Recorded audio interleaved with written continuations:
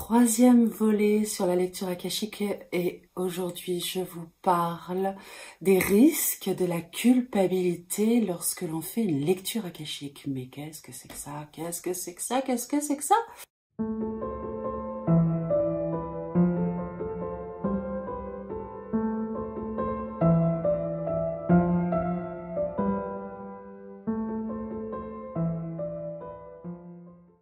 Bonjour, je suis Bérangère Musard, je suis médium, coach et thérapeute en développement personnel et je vous accompagne depuis 2012 pour développer vos capacités.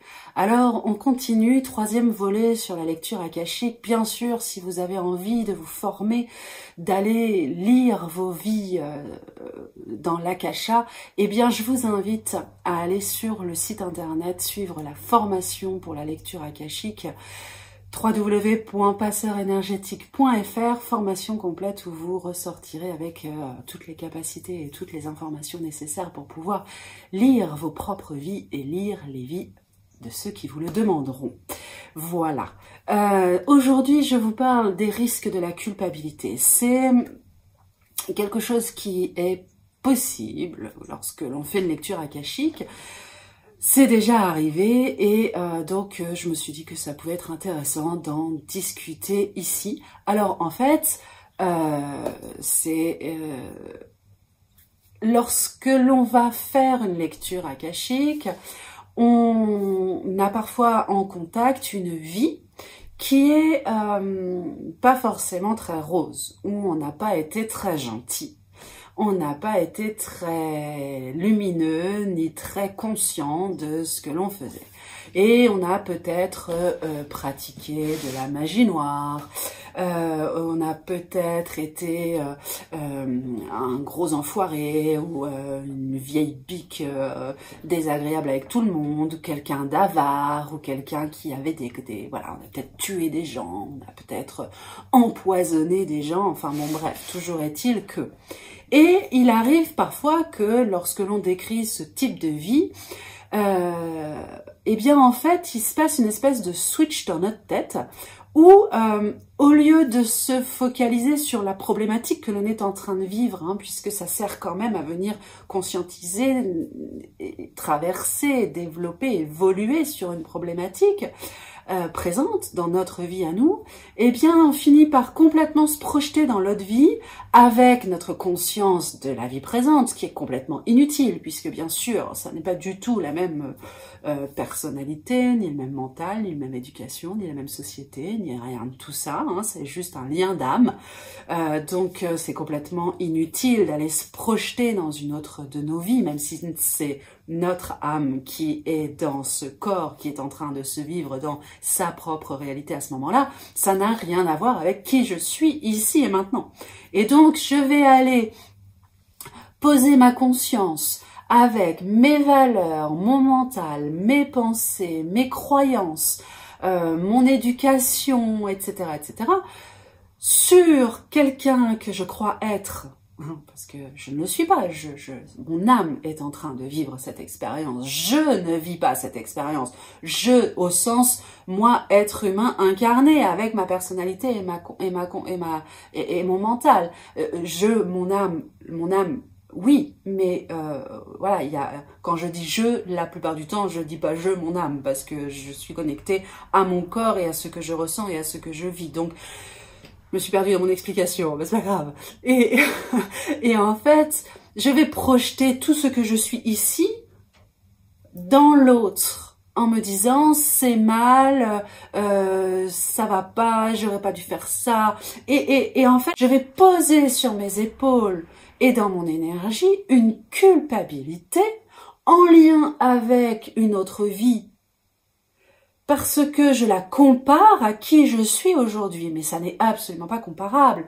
Je ne peux pas comparer qui je suis aujourd'hui, la vie que je vis et ma temporalité, ma réalité du moment ici maintenant, avec une autre de mes vies. Je suis pas là pour venir faire le moralisateur de toutes mes vies, ça n'a pas d'importance, ça sert pas à ça, la lecture akashique. La lecture akashique sert à mettre en lien des souffrances de façon à ce qu'elles se soient conscientisées et donc qu'elles puissent se libérer. Donc aller se projeter dans l'autre et se porter une culpabilité pour une autre vie sur quelque chose qu'on a fait, ça n'a aucun sens.